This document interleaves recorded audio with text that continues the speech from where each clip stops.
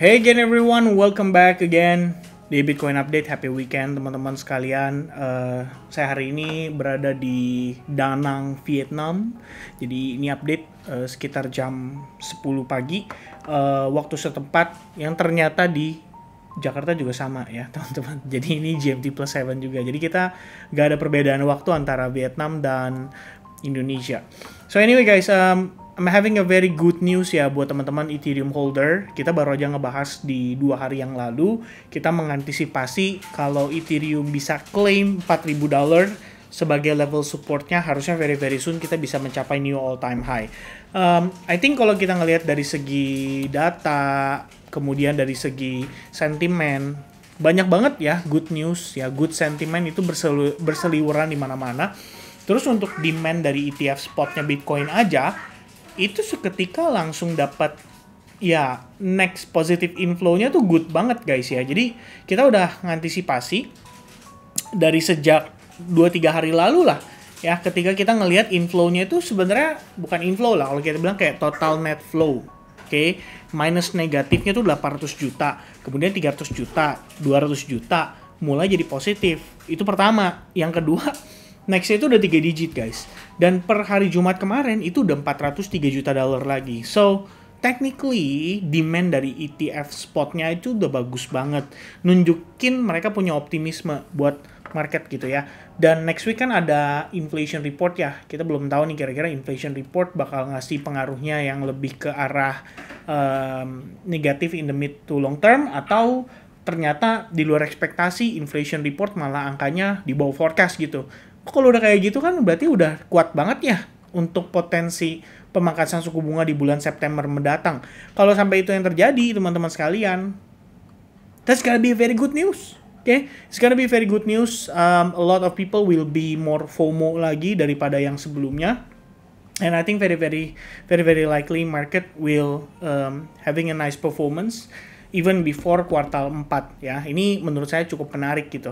Dari ETF untuk Ethereum juga langsung surging banget ya, sampai $461 juta. Dengan kondisi yang bergerakannya di weekend nih kayak hari Sabtu kan ya. Itu kan gak ada ETF ya teman-teman sekalian. Ini berarti kan meninggalkan support level untuk kemudian bisa dites nanti during next week ya. So personally I think kalau misalnya kita ngeliat Ethereum dengan kondisi yang begini, next week big potential ya, kita bisa retest dulu I guess ke $4.000 or maybe higher ya. Nanti kita lihat levelnya akan ada di range berapa yang kira-kira menarik untuk kita antisipasi kemana potential Ethereum akan retracement atau koreksi. Diliatin guys sama anak, jadi nggak enak nih. Hey. Ya anyway, 4K itu harusnya jadi batas support yang kuat ya, crucial atau critical buat next week. I think institutions ETF juga akan coba untuk aim atau akan coba untuk mencari potential lah ya, potential entry point yang ideal buat mereka start accumulate lagi dengan lebih banyak lagi. Oke. Beberapa poin yang menurut saya bisa mendukung kondisi itu terjadi adalah news positif yang dirilis dari minggu lalu. Salah satunya yang cukup, I think yang cukup pengaruh banget ya adalah ketika Trump di sini menandatangani executive order untuk mengizinkan golongan ya 401k plans to invest in cryptocurrencies. Guys, ini karena saya lagi di luar ya, jadi tadi waktunya juga terbatas untuk do a lot of research. But I think teman-teman sekalian, apapun ya yang tergolong dalam 401k plans ya, ini harusnya sih berkaitan dengan kayak dana pensiun. Ya, di sini saya ada bacanya sih ya, sekilas guys ya. Trump itu mengadopsi pro crypto policy atau kebijakan pro crypto yang sangat amazing ya. Having just this week sign an executive order letting 401k retirement plans invest in alternative asset including private equity and cryptocurrency. Jadi ini kayaknya untuk, saya nggak tahu ya, kalau bahasa 401 itu ternyata adalah nominal, berarti untuk saldo di bawah probably 401k atau $400,000 retirement ya kan, artinya pensiun fund itu bisa dialihkan untuk berinvestasi di equity dan cryptocurrency, artinya di saham dan kripto. Kalau memang itu berarti benar-benar mengunlock ya more retail untuk akhirnya bisa mengalihkan aset investment mereka, mengalihkan aset bahkan aset retirement mereka untuk kemudian dibelanjain ke kripto. So it's gotta be a lot of liquidity for crypto market dan equity market. Dan dengan demikian ya kita bisa bilang ini dia tanggapi sebagai sentimen yang sangat-sangat positif ya, membuka lebih banyak liquidity lagi buat crypto market. World Liberty Finance is said to be in talks to raise $1.5 billion from investors. Jadi WLFi itu adalah perusahaan yang berhubungan dengan kripto miliknya Trump family ya. Kelihatannya mau reinvest lagi di crypto market. Kita tahu ada beberapa portofolio yang dipegang sama WLFi ya. Maksudnya Anda bisa cek juga aset-aset apa aja yang tergolong dalam WLFi. Yang pasti salah satunya yang paling famous adalah Ethereum ya. Waktu itu anaknya udah berkali-kali kan ngomong it's a good time to buy Ethereum. It's a good time to buy Ethereum. Ya, ini salah satu tesis saya juga sih. Saya meyakini kenapa Ethereum masih bisa all time high. Ya karena mereka taruh duitnya di situ. Ya, mereka juga nggak segila itu membiarkan mereka invest cuma buat jadi liquidity doang. Kan nggak mungkin ya. Tapi kalau mereka cari liquidity dengan cara ngebanting Ethereum-nya turun di bawah 2000, itu very very possible. Karena mereka bisa jadi market making-nya. Oke? So, with that being said, teman-teman sekalian, I think apa yang terjadi sekitar waktu Ethereum di bawah 2000 itu cukup banget buat bikin orang-orang panik. Pertama, ETF yang digadang-gadang jadi salah satu sumber inflow terbaik buat Ethereum, sumber demand terbaik buat Ethereum, nunjukin performanya jelek. Bagus, karena akhirnya orang kehilangan trust, kehilangan kepercayaan. Mereka pikir dengan ETF yang demand-nya aja kayak begitu, otomatis secara logika Ethereum harusnya nggak akan kebagian money flow. Ternyata kebagian money flow-nya belakangan, teman-teman sekalian. Ya setelah diakumulasi, setelah ada good discount price. Kan kira-kira begitu logikanya ya.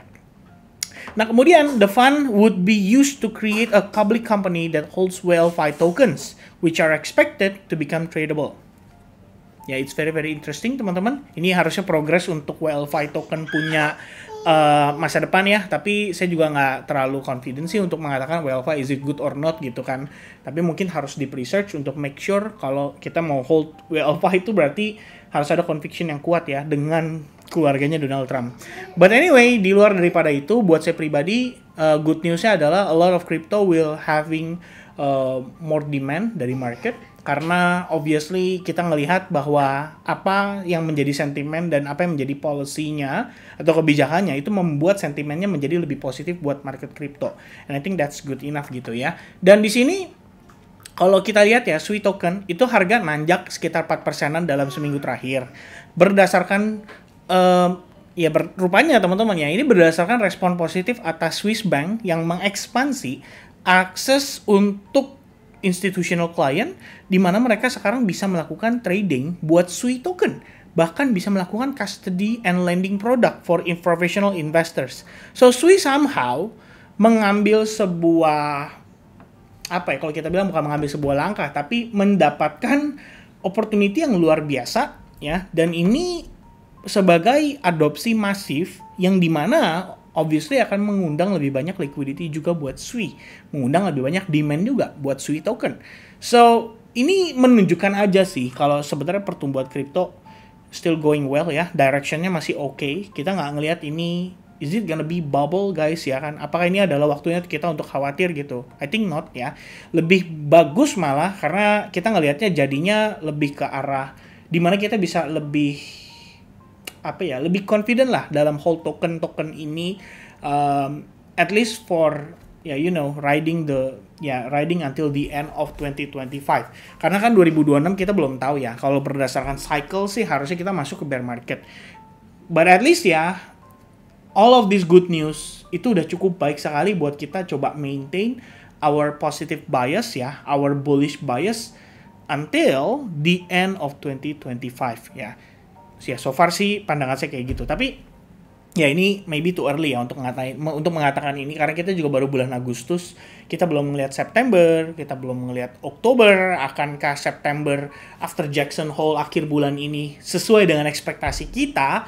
Kita punya ekspektasi cukup positif ya terkait dengan Jackson Hole. Karena kalau memang inflasinya bisa dibilang bagus, next week nih inflation report bagus, kemudian dengan NFP yang ternyata direvisi, membuat para pelaku pasar itu akhirnya mendorong untuk Federal Reserve menyetujui melakukan pemangkasan suku bunga pada bulan September. Dan Agustus Jackson Hole, I think akan jadi momen di mana Jerome Powell untuk kedua kalinya mungkin akan bilang, the time has come. Ya. Dan by the time dia lakukan itu, kalau berdasarkan 2024 punya pergerakan, September itu sekaligus menjadi bottom daripada market crypto yang setelah mengalami, ya Anda tahu ya, di situ kan ada US Summer Holiday during Mei sampai dengan bulan Agustus, terakhir puncaknya itu adalah momen kapitulasi masif gara-gara Japan carry trade ya. That's the final capitulation, and then after that market dapat good news dari Jackson Hole, dan September the Fed start rate cut, itu sentimen positif didukung dengan Oktober dan November di mana Trump akhirnya menang presidential election, and that's gonna be the rally ya. But kalau kita lihat di November kali ini ya, maksudnya di September 2025 kali ini, secara sentimen sudah terbuild up dengan baik. Mudah-mudahan market bisa segera mendapatkan money flow ya lebih banyak. Kira-kira begitu. Oke, but anyway guys, kita harus update ya untuk si kondisi daripada Bitcoin, kemudian Ethereum ya. Teman-teman sekalian, kalau kita lihat hari ini kelihatannya Ethereum ini mulai kehabisan bensin ya, somehow Solana yang mulai nanjak, kemudian kita ngelihat ya beberapa alts yang utama ya, major-majornya seperti BNB juga udah start mulai dapat money flow kembali. I guess it's time to shift ya dari Ethereum. Somehow XRP nggak dapat money flow ya. Kalau kita lihat di sini Solana yang dapat money flow, BNB dapat money flow. Saya nggak tahu, Cardano belum ngecek juga. But anyway, dengan kondisi kayak gini biasanya sih udah mulai ada transisi ya. Bitcoin dominance-nya kan kita ngeliat naik nih, tapi biasanya Ethereum dominance-nya yang turun. Ini mengakibatkan sebagian alts ke bagian money flow ya. Jadi mungkin kemarin yang setelah berhari-hari, gak berhari-hari sih, kayak 2-3 hari terakhir aja ya, Ethereum itu ngegas banget teman-teman sekalian. Biasanya koin-koin yang korelasinya positif dengan Bitcoin jadi agak lagging, dan laggingnya itu nanti justru pas Bitcoinnya ke bagian money flow, baru altcoins ini juga bisa ikutan perform. Seperti misalnya Solana salah satunya yang saat ini juga I think starting untuk mendapatkan money flow ya during the weekend untuk bisa perform dengan baik. Kalau kita lihat dari posisi Bitcoin, ini secara close candle sebetulnya sampai dengan kemarin ya masih sedikit mengkhawatirkan teman-teman sekalian, menunjukkan kalau ada potensi kita rejected dari minor SNR-nya. Tapi kalau misalnya hari ini kita bisa claim kayak gini, apalagi ini kan hari Minggu nih guys ya, sekaligus closing candle weekly. Walaupun kita bisa katakan tetap ya di sini mengatakan bahwa situasi kita itu pada akhirnya tetap dianggap sebagai potential lower high ya, itu nggak bisa dipungkiri. Tuh kalau kita lihat di sini kita pakai Fibonacci, kita tarik dari atas ke bawah, ini tuh deket sama level 79%. So somehow kita tetap bisa mengatakan bahwa this still could be considered as a potential lower high ya untuk si Bitcoin. Dan kemudian nanti mungkin finalisasinya itu baru setelah dia testing ke zona-zona yang krusial gitu ya, baru mungkin dia bisa rebound gitu. Cuman itu kan bentuknya lebih ke arah antisipasi.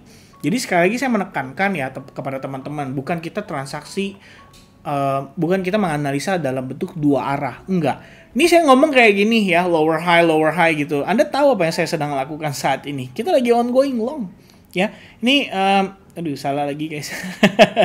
Muka saya satu layar tadi ya. Nih guys, just so you guys know ya, kalau posisi kita tuh per sekarang banget ya, per detik ini banget, saya tuh ongoing long position on Bitcoin ya dari semalam. Oke, nih saya coba risking ya on Bitcoin ya sekitar 116.600 karena ngelihat memang dia testing ke zona potential demand ya untuk time frame kecilnya. And I think as per now udah hit TP ya, harusnya udah hit TP. 3R udah masuk kantong guys. So I'm still going with the long bias ya, dengan kondisinya market walaupun secara tidak langsung menunjukkan bahwa dia menunjukkan ada potensi lower high. Nope ya, buat saya pribadi saya nggak berspekulasi, itu hanya bentuk antisipasi. Jadi saya ngejelasin ini supaya teman-teman tuh bisa ngerti aja ya, tidak perlu terlalu over optimistic Dan tetap kalau misalkan Anda melakukan trading terutama untuk jangka pendek, ya always follow the lower time frame bias. And for this case, my Bitcoin hit TP, which is good banget dengan momentum di weekend. Ya, Sabtu Minggu tuh harusnya momen biasanya market nggak terlalu kencang, but somehow Bitcoin 2 candle aja time frame 1 jam itu nanjak dari 116.500 ke 117.900. So it's good, right? Per saya posting itu tadi pagi teman-teman, sekitar jam 2. Itu kalau teman-teman yang mungkin baru bangun tidur ya, hari ini kan Car Free Day. Baru bangun tidur, Car Free Day, ngecek Discord SAG nih misalnya ya. Itu masih kebagian harga murah guys. Even sampai tadi jam 8, jam 9 itu masih di 116.500 gitu.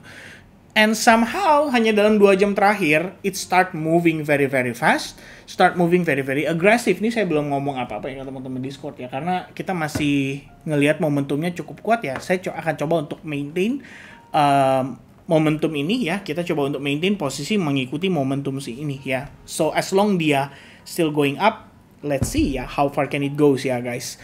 But anyway, ya itu saya tadi ngejelasin ya. Kita ngelihat memang dia ada potential tetap untuk kita katakan sebagai lower high.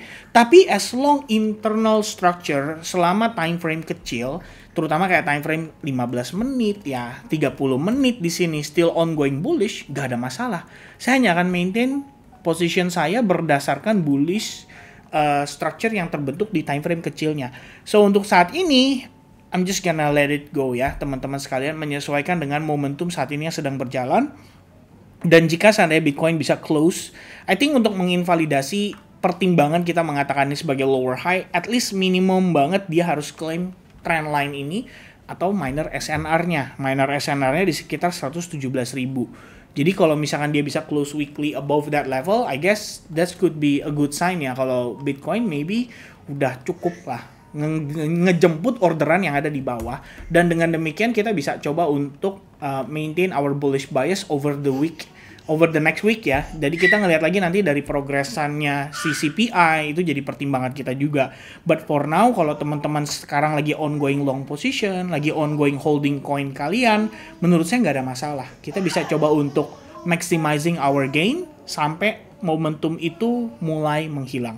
Ya, but for now sentiment still positive, everything still positive. Tinggal kita ngelihat dari segi makro bisa ngedukung juga atau tidak. Oke, so dari saya itu dulu teman-teman. Ya, ini update dari Vietnam. Semoga teman-teman bisa tetap mendapatkan informasi yang bermanfaat ya. Maintain your position accordingly. Maximize your gain. Don't forget to move your stop loss to break even ya. Mungkin 1R, 2R, minimizing your risk. So that's gonna be the update. Thank you very much. Have a nice weekend. Have a nice Sunday. And God bless to everybody. Peace. Bye-bye, guys.